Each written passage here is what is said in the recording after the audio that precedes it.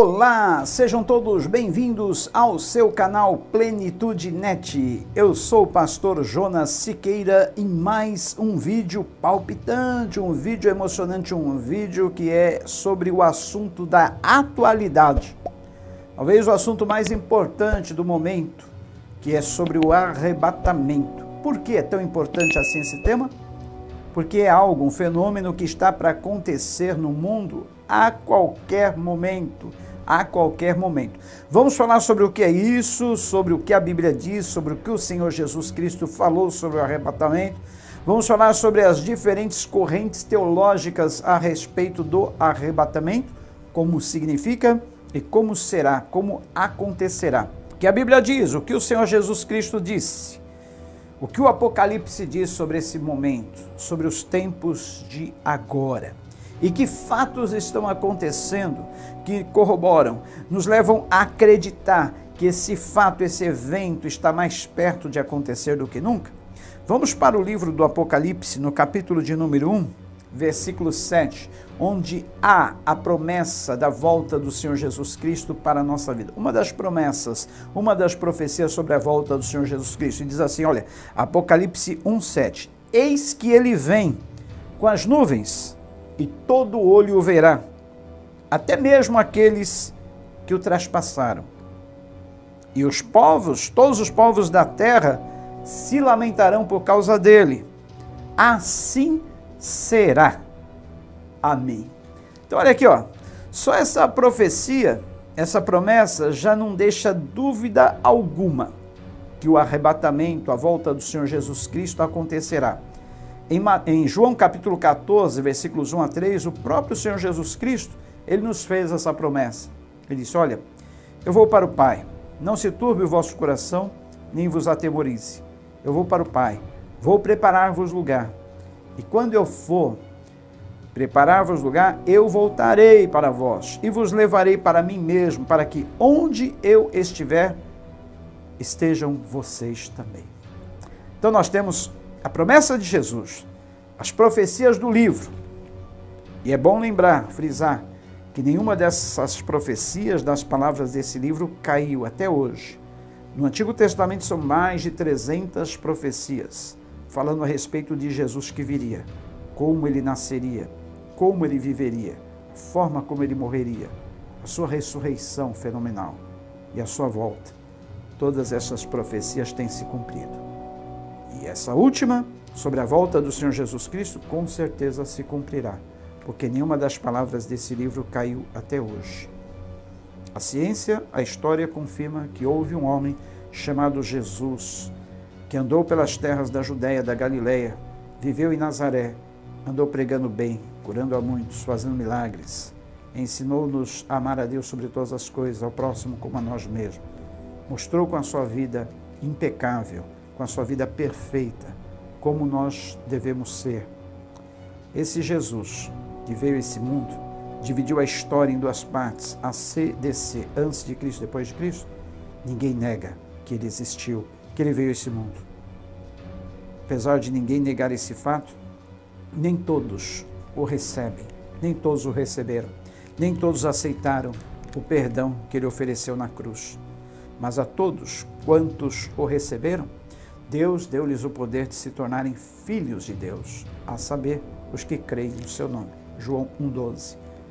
E nós, os que cremos no Senhor Jesus, aceitamos o seu perdão que ele nos oferece na cruz, nós temos essa esperança de vivermos um dia para sempre junto dele.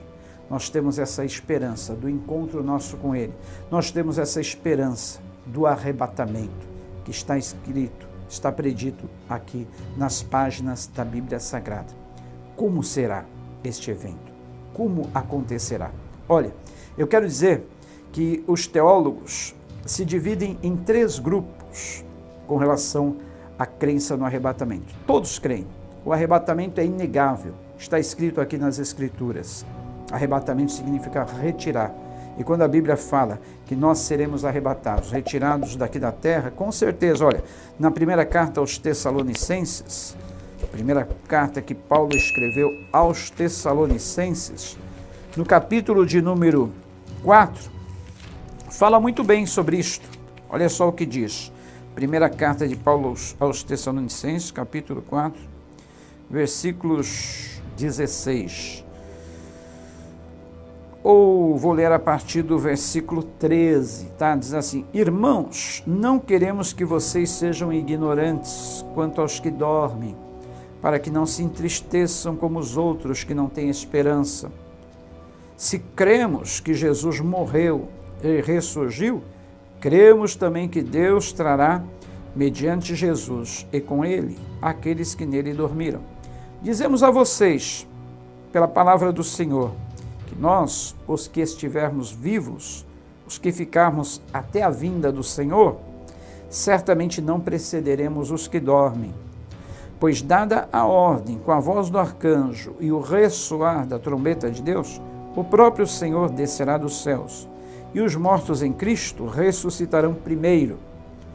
Depois nós, os que estivermos vivos, seremos arrebatados com eles nas nuvens, para o encontro com o Senhor nos ares, e assim estaremos com o Senhor para sempre.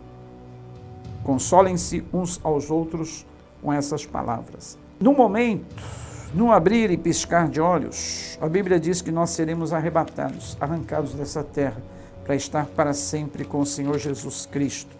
Então, esta é uma promessa que a Bíblia aqui, nas suas palavras, ela tem para nós. Então, é inegável que o Senhor Jesus Cristo voltará, que nós seremos arrebatados, estaremos para sempre com Ele nos ares, nos céus.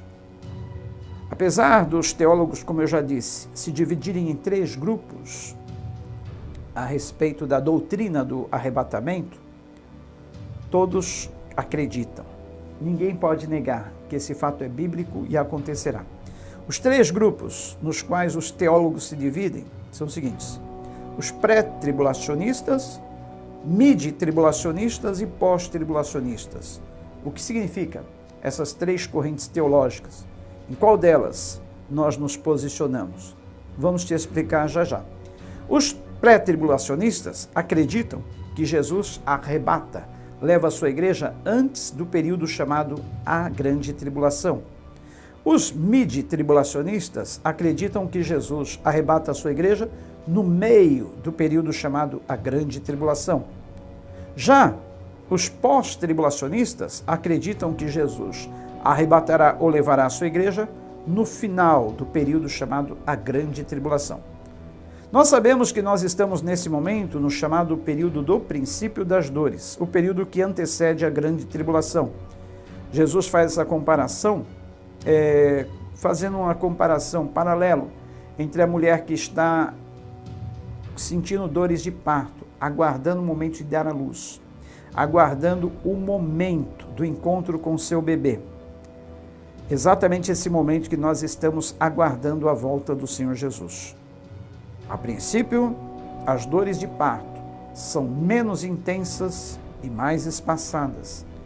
Com o decorrer do tempo, essas contrações ou dores vão sendo mais intensas e menos espaçadas, até que chega o momento da mulher dar à luz, até que chega o momento do encontro com seu bebê, até que chega aquele momento de ver o seu filho nascer. Assim também é o momento de nós estarmos nos encontrando com o Senhor Jesus Cristo. Nós estamos no princípio das dores. Temos sentido essas dores das contrações, as dores do final dos tempos.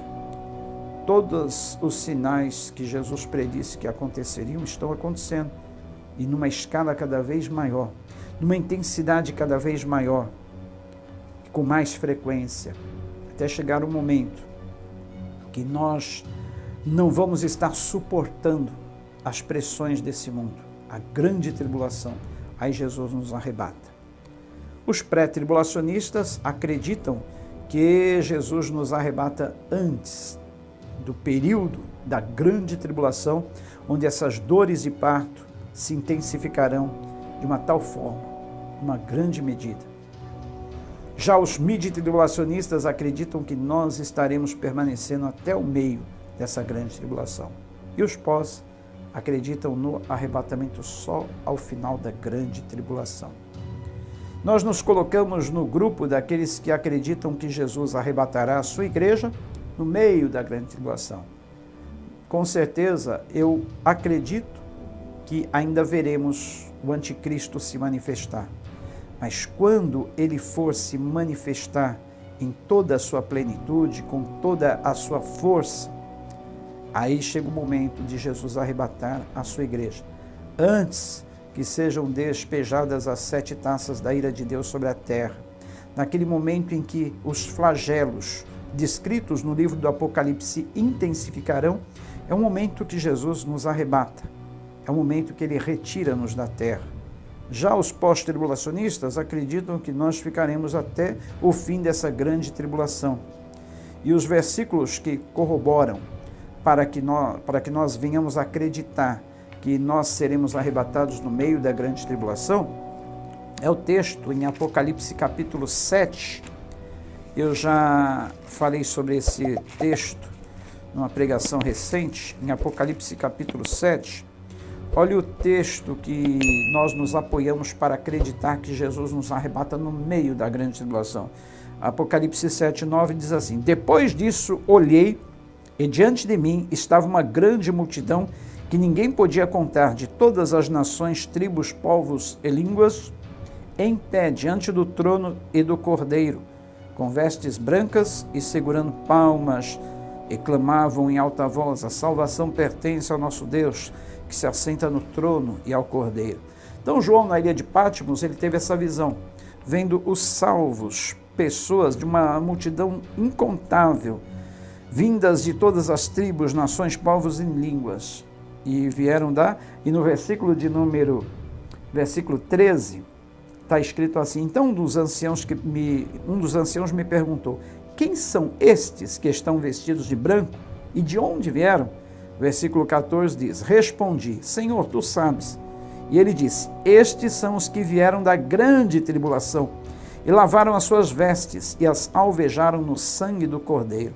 Então, essa multidão inumerável de todas as nações, povos, tribos e línguas que João viu diante do trono e do Cordeiro, vieram da grande tribulação, indicando para nós que seremos arrebatados no meio da grande tribulação. Então, esse é o principal versículo que corrobora para essa tese, essa posição, essa corrente teológica que nós estamos aí inseridos, tá bom?